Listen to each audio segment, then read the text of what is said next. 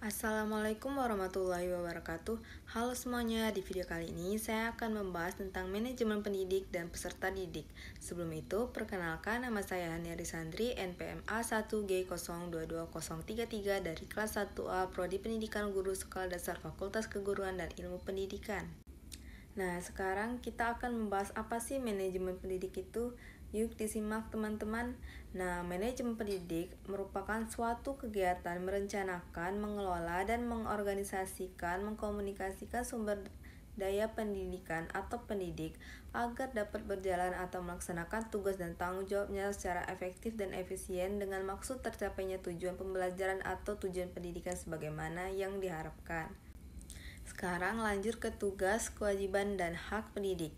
Kita bahas satu-satu ya teman-teman. Kita akan membahas yang tugas dulu.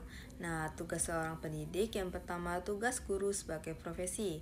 Tugas ini menuntut kepada guru untuk mengembangkan potensi profesionalisme diri sesuai perkembangan ilmu pengetahuan dan teknologi. Yang kedua, tugas guru di bidang kemanusiaan. Tugas guru di bidang kemanusiaan adalah sebagai orang tua kedua di sekolah. Yang ketiga, tugas guru di bidang kemasyarakatan. Tugas guru di bidang kemasyarakatan adalah mendidik dan mengajar masyarakat untuk menjadi warga negara yang bertanggung jawab dan menjunjung tinggi nilai moral, sosial maupun keagamaan, dan menjadikan anggota masyarakat sebagai insan pembangun. Nah, kewajiban pendidik yaitu yang pertama, menciptakan suasana pendidikan yang bermakna, menyenangkan, kreatif, dinamis, dan dialogis.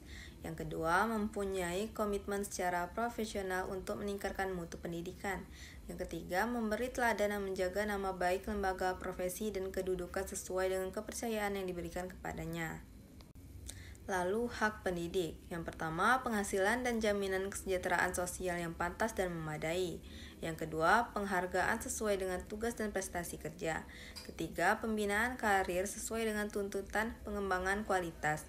Yang keempat, perlindungan hukum dalam melaksanakan tugas dan hak atas hasil kekayaan intelektual. Yang kelima, kesempatan untuk menggunakan sarana prasarana dan fasilitas pendidikan untuk menunjang kelancaran pelaksanaan tugas.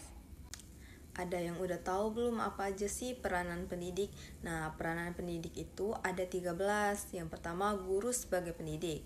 Sebagai pendidik, guru merupakan teladan, panutan, dan tokoh yang akan diidentifikasi oleh peserta didik.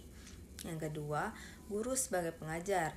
Guru berperan sebagai fasilitator dan mediator pembelajaran yang menuntut guru merancang kegiatan pembelajaran yang mengarahkan peserta didik melakukan kegiatan pembelajaran dan memperoleh pengalaman belajar dengan memanfaatkan sumber belajar yang tersedia. Yang ketiga, guru sebagai pembimbing. Guru mendampingi dan memberikan arahan kepada siswa berkaitan dengan pertumbuhan dan perkembangan pada diri siswa dengan baik. Yang keempat, guru sebagai pelatih. Guru harus memperhatikan kompetensi dasar yang hendak dicapai, materi pembelajaran, belakang budaya, dan lingkungan tempat siswa tinggal. Yang kelima, guru sebagai penasihat. Guru harus dapat memberikan konseling sesuai dengan apa yang dibutuhkan siswa dan memberikan solusi terhadap masalah-masalah yang dihadapi. Yang keenam, guru sebagai model dan teladan. Sifat-sifat positif yang ada pada guru merupakan modal yang dapat dijadikan sebagai teladan seperti bertanggung jawab. Yang ketujuh, guru sebagai korektor. Guru sebagai korektor di mana guru harus membedakan mana nilai yang baik dan mana nilai yang buruk. Yang kedelapan, guru sebagai organisator. Guru sebagai organisator adalah sisi lain dari peranan yang diperlukan dari guru. Yang kesembilan, guru sebagai motivator. Guru sebagai motivator hendaknya dapat mendorong anak didik agar bergairah dan aktif belajar. Yang ke-10, guru sebagai fasilitator. Guru hendaknya dapat menyediakan fasilitas yang memungkinkan dan memudahkan kegiatan belajar anak didik. Yang ke-11, guru sebagai pengelola kelas hendaknya dapat mengelola kelas dengan baik, karena kelas adalah tempat perhimpunan semua anak didik dan guru dalam rangka transfer bahan pembelajaran dari guru. Yang ke-12, guru sebagai mediator hendaknya memiliki pengetahuan dan pemahaman yang cukup tentang media pendidikan dalam berbagai bentuk dan jenisnya. Yang ke-13, guru sebagai evaluator dituntut untuk menjadi seorang evaluator yang baik dan jujur dengan memberikan penilaian yang menyentuh aspek ekstrinsik. Nah, tadi kan udah membahas peran pendidik. Selanjutnya yang akan kita bahas yaitu penguasaan kompetensi pendidik. Nah, ada dua. Yang pertama, penguasaan kompetensi dasar. Kompetensi dasar guru di Indonesia yaitu yang pertama menguasai bahan, kedua mengelola program pembelajaran, ketiga mengelola kelas, keempat menggunakan media atau sumber belajar, yang kelima menguasai landasan-landasan kependidikan. Yang kedua, penguasaan kompetensi lainnya. Yang pertama, kompetensi pedagodik adalah kemampuan pemahaman guru terhadap peserta didik, perencanaan dan pelaksanaan pembelajaran, evaluasi hasil belajar, dan pengembangan peserta didik. Yang kedua, kompetensi kepribadian adalah kemampuan guru secara personal yang tercermin pada kepribadian. Yang ketiga, kompetensi sosial adalah kemampuan guru dalam berkomunikasi dan bergaul secara efektif dengan peserta didik, sesama pendidik, orang tua atau wali peserta didik, dan masyarakat sekitar. Yang kelima, kompetensi profesional adalah kompetensi dasar tentang disiplin ilmu. Rekrutmen dan seleksi guru dan staf. Nah, untuk merekrutmen dan menyeleksi guru, tentu ada kriteria, metode, dan tujuan rekrutmen tersebut. Sekarang akan kita bahas satu-satu. Yang pertama yang akan kita bahas yaitu kriteria. Nah, kriteria untuk menyeleksi guru, yang pertama rasional, kedua ilmiah, ketiga objektif, yang keempat berpedoman pada laporan, yang kelima efisien dan efektif, yang keenam memperhatikan peraturan, yang ketujuh dilakukan secara objektif dan jujur, kedelapan dilakukan dengan profesional. Nah, cara dan metode seleksi, yang pertama seleksi persyaratan administrasi, seleksi pengetahuan umum, seleksi psikologi, yang keempat seleksi wawancara, yang kelima seleksi referensi. Nah, tujuan rekrutmen dan seleksi guru dan staf itu yang pertama untuk menetapkan kebutuhan rekrutmen organisasi masa sekarang dan masa yang akan datang, hubungannya dengan perencanaan SDM dan job analysis. Yang kedua, untuk meningkatkan sejumlah calon pelamar kerja dengan biaya minimum. Apa sih manajemen peserta didik itu? Manajemen peserta didik adalah suatu penataan atau pengaturan segala aktivitas yang berkaitan dengan peserta didik, yaitu mulai dari masuknya peserta didik sampai dengan keluarnya peserta didik, tersebut dari suatu madrasah atau sekolah. Nah, selanjutnya langkah-langkah perencanaan peserta didik, yaitu yang pertama forecasting, membuat perkiraan dengan mengantisipasi ke depan.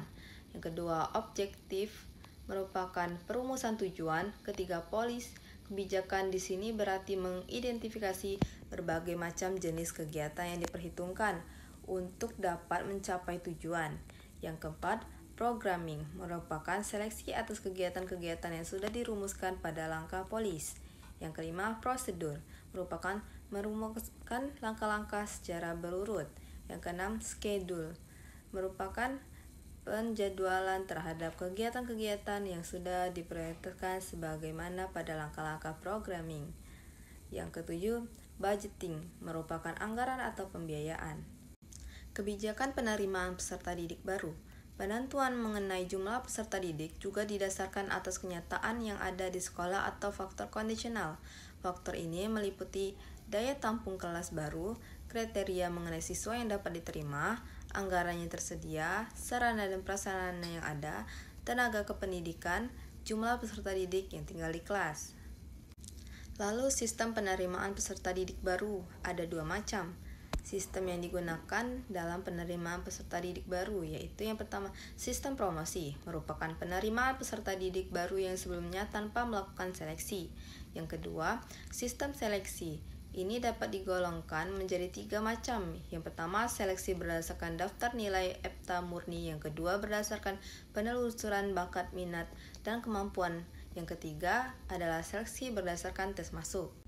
Kriteria penerimaan peserta didik baru ada tiga macam. Kriteria penerimaan peserta didik yaitu yang pertama kriteria acuan patokan.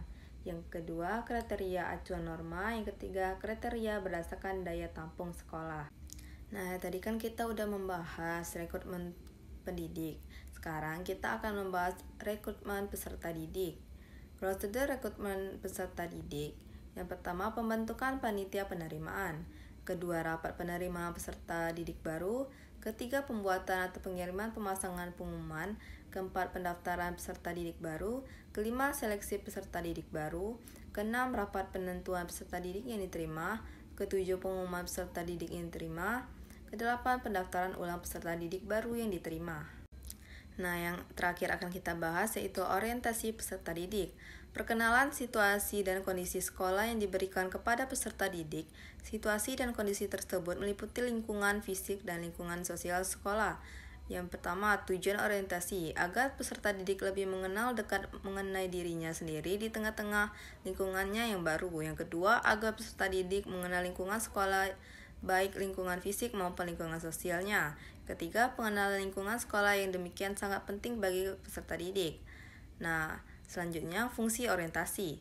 Yang pertama, bagi peserta didik sendiri. Yang kedua, bagi personalia sekolah dan tenaga kependidikan. Yang ketiga, bagi peserta didik senior. Nah, itulah tadi teman-teman pembahasan tentang manajemen pendidik dan peserta didik. Semoga video tadi bermanfaat ya untuk kalian semua.